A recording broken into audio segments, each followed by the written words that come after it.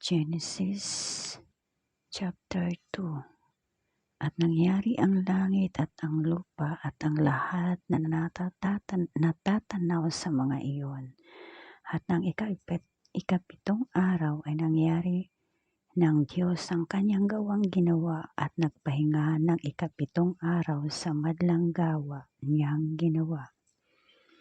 At pinasbasa ng Diyos ang ikapitong araw at ang kanyang ipinanggilin sapagkat siya'y pinagpahinga ng Diyos sa madlang gawang kanyang nilikha at ginawa. Ito ang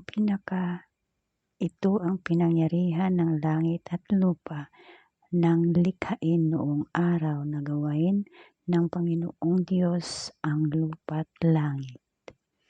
At wala pa sa lupang kahoy sa parang at sa wala pang anumang pananim na tumutubo sa parang sapagkat hindi pa pinauulanan ng Panginoong Diyos ang lupa at wala pang taong magbukid ng lupa.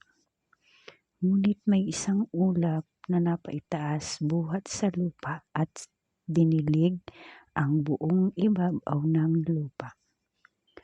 At nilalang ng Panginoong Diyos ang tao sa alabok ng lupa at hiningahan ng kanyang mga butas ng ilong ng hininga ng buhay at ang tao ay naging kaluluwang may buhay.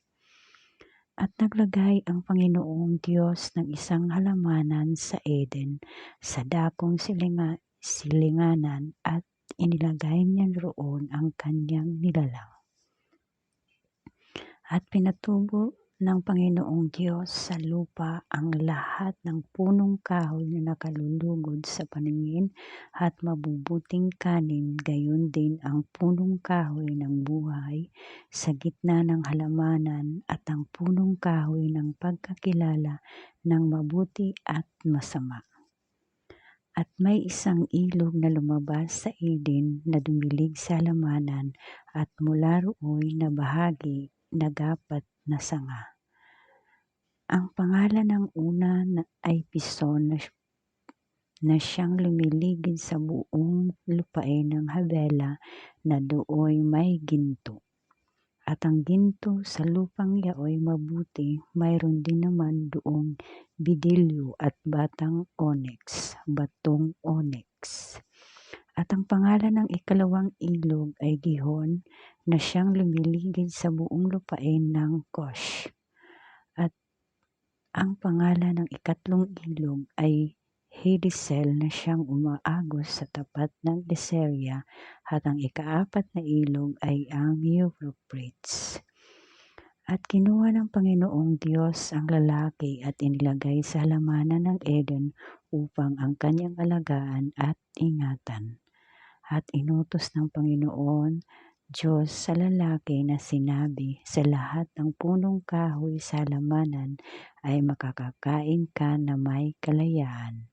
Dapatwat sa kahoy ng pagkakilala ng mabuti at masama ay huwag kang kakain sapagkat sa araw na ikaw ay kumain niyaon ay walang pagsalang mamamatay ka. At sinabi ng Panginoong Diyos, hindi mabuti na ang lalaki ay mag-isa. Siya'y ilalalang ko ng isang katulong niya. At nilalang ng Panginoong Diyos sa lupa ang lahat ng hayop sa parang at ang lahat ng ibon sa himpapawid at pinagdadala sa lalaki upang maalaman kung anong itatawag niya ang mga iyon at ang bawat itinawag ng lalaki sa bawat kinapal na may buhay ay yaon ay naging pangalan ni yaon.